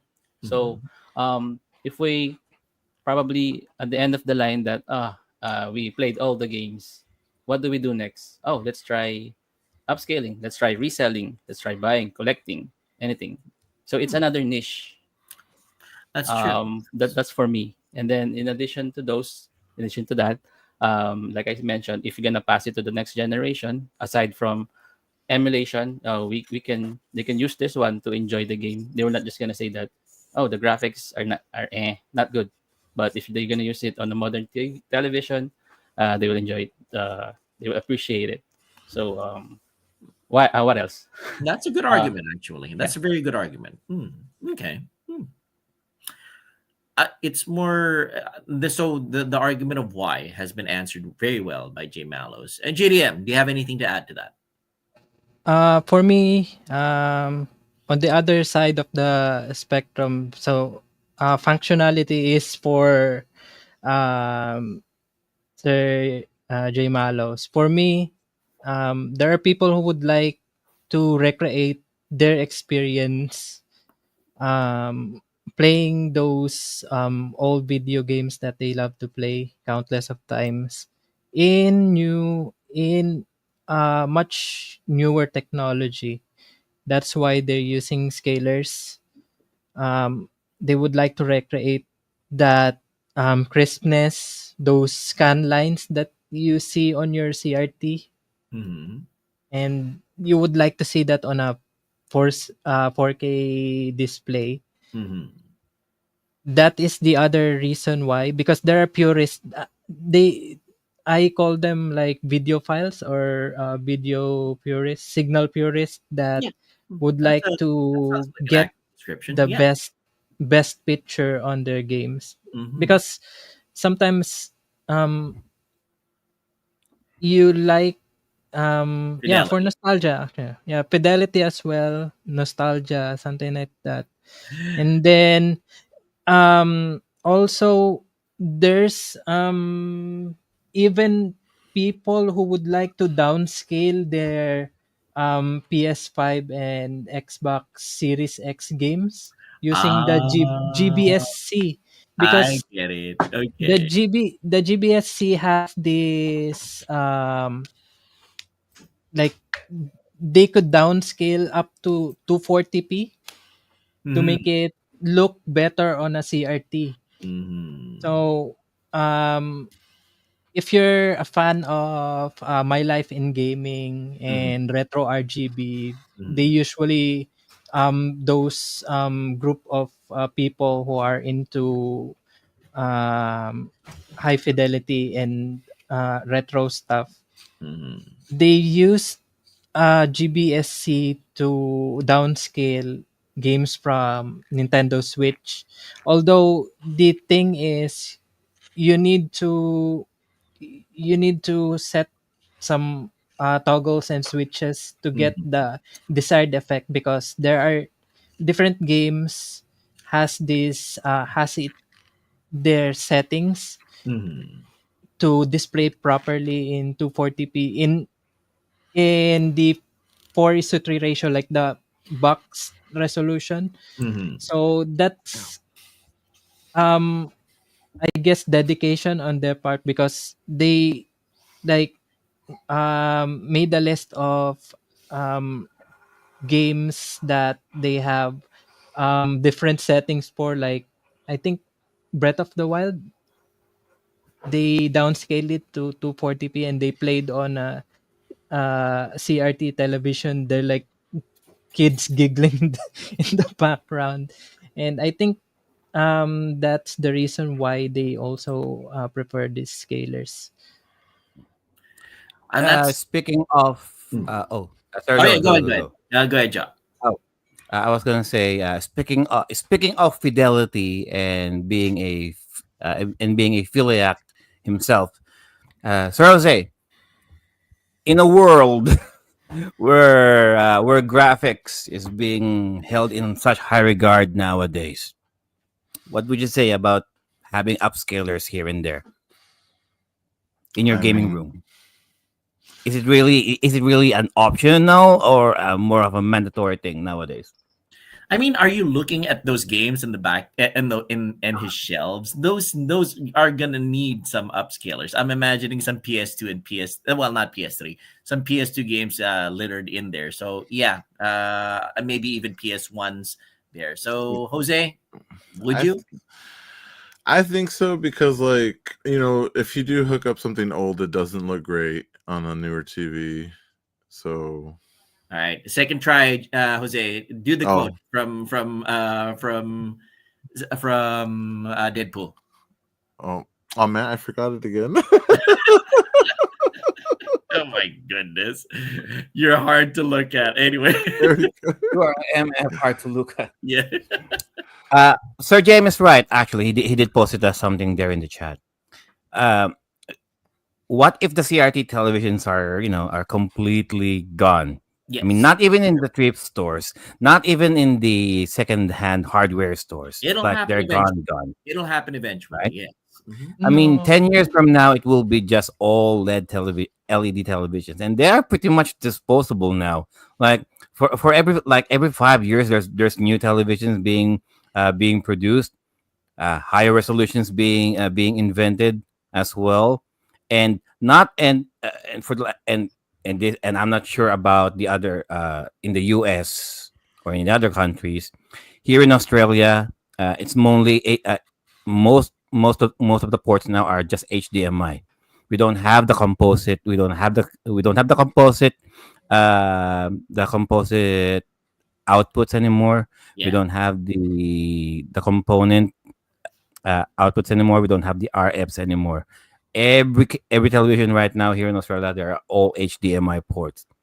It reminds me, Joe, of those before I went here to the US. There would be lots of places in Pinas, either in Quezon City or I don't know if this still exists over down the South JDM, where there would be places that would be full to the brim of CRT TVs, like Japan surplus stores or things like that. I don't know if those still exist in Pinas anymore, but yeah, eventually those are gonna go away. And JM Daos presented it perfectly. Eventually, those would go. JDM, you're about to say. It looks like you were about to say Which something. same guy right here. So So J Malos. the I don't think CRT will be gone pretty soon because I still see um in every corner here in Leyte, even in Cebu, there they're the there, but for they are there, but maintaining it. Where would you yeah, get the parts if they get broken? I mean, yeah. And mostly they are used for video okay machines. Those cheaper ones, they're still here, but the quality isn't that great anymore. Video If machines yeah, where when you're singing something comes up in the video, yeah. they start undressing and you stop singing and just watch. Anyway, I mean, I'm not kidding, Jose. Though there's things like that. Yeah. Yeah, it happens. Even if it's like an inspirational song, then someone is in a two piece. What the heck? To JDM's point earlier though about the fact that it kind of emulates the feel of how you were playing in your original hardware. Yeah, I can see the appeal of that as well. Also the feeling of playing on original hardware because you had no money in your pocket. When you buy a Retro Train Pro 5K for $850, you'll get the feeling that you're playing an original piece of hardware with no money in your pocket anyway. If you remember those days when you were a kid, you just needed one game for the whole year. You maximize that. So yeah, I can see that the appeal of that too. But yes, if there's something more that I can add, mm, because I also do streaming, and I really don't. I mean, even with whether it's the FrameMeister or the RetroTink 5X, especially if I'm playing from the 16-bit era, I really could not tell the difference whether it's 480p, 720p, or 1080p. They all look the same to me, really, um, because it's all full of colors anyway. You know what I mean? Unlike that, you can really tell the difference if you're playing from the PS1, PS2, PS3 generation. So for me, getting a RetroTink 4K just to blow it up to 4K. If you're playing retro games anyway, why would you even need a 4K? I mean, I don't think your eyes can really process that. Uh, oh, I'm playing an 8-bit game. I'll buy a an $800 RetroTink 4K just to blow it up. This Super Mario Brothers 3 up to 4K. I mean, it just 720p or 480p will suffice. Really, it will look good in your modern television. You don't really go way up high, unless of course, like for example, if you're playing it with a PS1, PS2, Dreamcast, GameCube, Wii, sure, by all means, you can probably go with at least getting a an OSSC or a GBSC, right? If you cannot really shell out that much for a RetroTink anyway. Or you can just get the Hyperkin cables. Sure. I mean, if you're only playing on the PS1, PS2, get a very specific cable for it, like what Sergey Malos is showing there. You don't really need to get those 5-in-1, 3-in-1, 6-in-1 boxes, like we mentioned earlier. Just get the specific HD cable that you want. You know, if your eyes are convinced that they look good on your modern television, that's all you need, really. Mm. Or just buy Uh, the remaster if it's or available. just wait for Nintendo to come up with a remaster, And then you downscale the remaster. and then you downscale the remaster, and then complain online. Oh, the remaster is this, and it costs you $80 a game cart. And then download it from the server, yada yada yada. You don't really own the game. If buying the game is not owning, then piracy And is not pirating is stealing. not stealing. Yes, completely agreed. It's come to that point. All All right. right, that's it, guys. It's been 2 hours. Thank you so much, Sir JM, for schooling us in regarding with the upscalers. We will do our closing remarks and our shameless plugs as we go. Sir Jose, closing remarks. What have you learned so far? I have learned that this is a very expensive endeavor. I don't know if I'm willing to drop that much money on making it look pretty. You're a streamer yourself, so would you even consider getting these, or would you just stick to emulation though? I probably just stick to emulation because that's usually what I do when I stream the older stuff. There you go. And where can they touch your grass? Right here in my house, but Twitch, any socials, any gaming platforms, I'm always Dark Gothic Fate. Throw me a follow, throw me likes, friend me on any of the gaming platforms. And that's about it for me. That's where you can find me. All right, thank you for that, Sir Jose. Sir Joel, final remarks. What have you learned so far from this episode? Well, I'd like to extend my gratitude and hearty thanks to Jay Mallows for educating us on this topic. I'll admit, I really wasn't well versed in it from the very beginning. I've heard some things about it, and I wanted to delve into it, and yeah, I just never got the chance to because I was a software emulation enthusiast. But now that Jay Mallows has educated us, it has sparked a little bit of interest in me and to find out a little bit more about it and to understand that market because we are retro gamers and we do our very best to try to enlighten, educate, and entertain people, both here in Timeless Gamer and in our individual streams. So this being an option, definitely, if you are looking to play your classic hardware on and as close as possible to the feel of it, I guess, then that is the way that you go. Of course, Jose makes a very valid point. It is also a very expensive way to do it. But if that's one thing that you are after, fidelity, quality, I guess you're gonna have to make sacrifices if you want to forward that aspect of your hobby. And yes, you can find me in the Banyaga Native Facebook page. Well, not very often anymore. I do post our Timeless Gamer podcasts there. I do stream on twitch.tv and on kick.com. And I'm always looking around for other alternative streaming platforms to try to spread the joy of retro as far and as wide as we can. And yeah, hashtag FUFB. Back to you, Joe. FUFB. Hmm. Sir JDM, final thoughts. Where can they touch your grass? Okay, so for me, final thoughts. If you have those old dusty retro gaming consoles and you would like to use it with your modern day TVs, then go ahead. You could just plug it in. If you would like to make it look better, then that's the time that you could use your scalers. But if it still has those connectors those old connectors, then you can just play uh, without using scalers. As long as you're enjoying the game, you don't need to use those scalers anyway.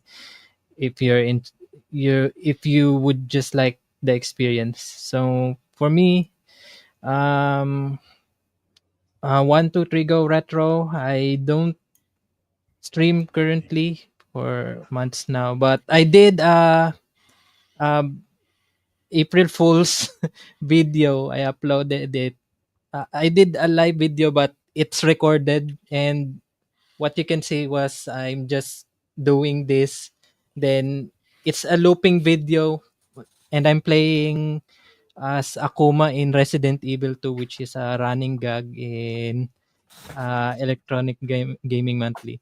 And I'm also into archiving things, TV commercials, old TV shows. Check it out, JDM Archives on Facebook and JDM Dash Archives on YouTube. So see you there, guys. All right, thank you for that, Sir JDM. And of course, our honorary guest for tonight, Sir JM, J Mallows. What's your final thoughts? Especially for those people who are curious but they don't have the money. What's good if they're on a budget?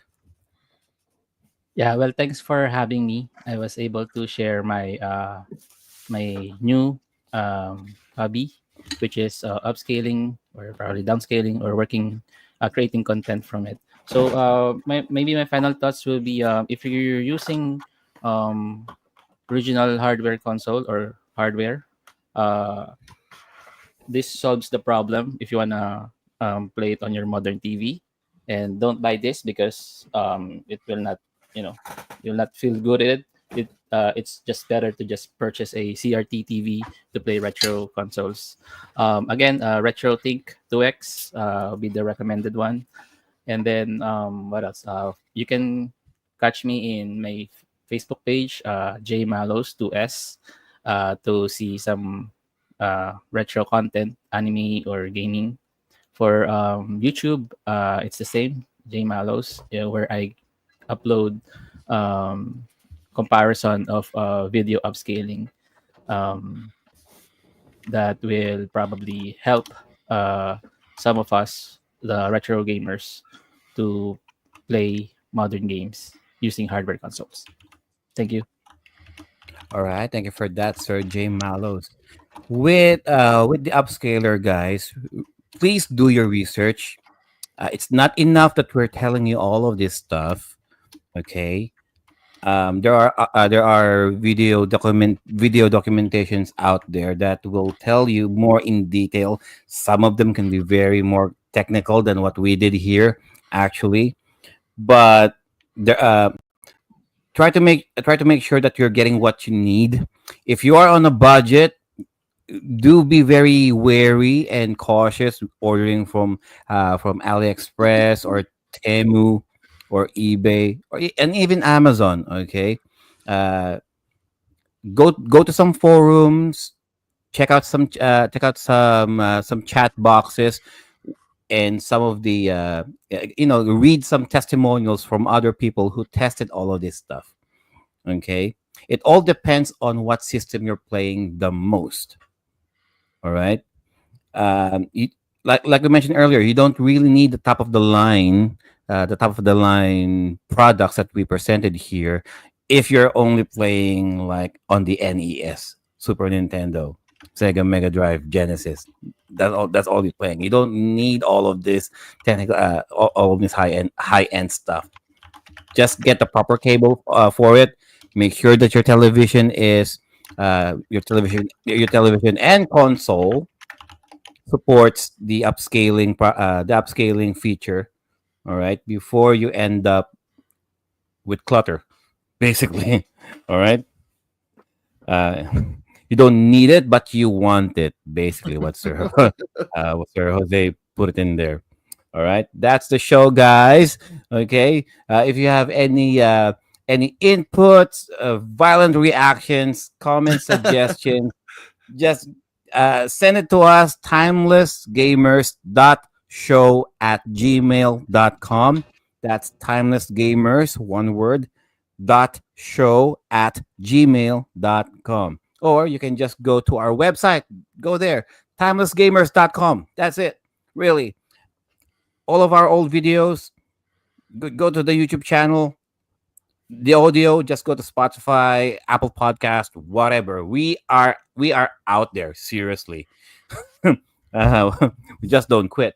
And that's it, guys. That's our season 14 premiere, the video game upscalers. Thank you again for Sir Jay Malos right here for joining us and schooling us on behalf of Miss I, Miss Tinu, Sir Viraj, Sir Dan, Sir Drew, okay, and Sir Eric. Our games and our bodies may grow out of date, but our gaming experiences will forever remain. Hey, Timeless. Timeless. All right. Enjoy the there weekend, you go. everybody. All right. Thanks for sticking around. Bye. Bye. Thanks.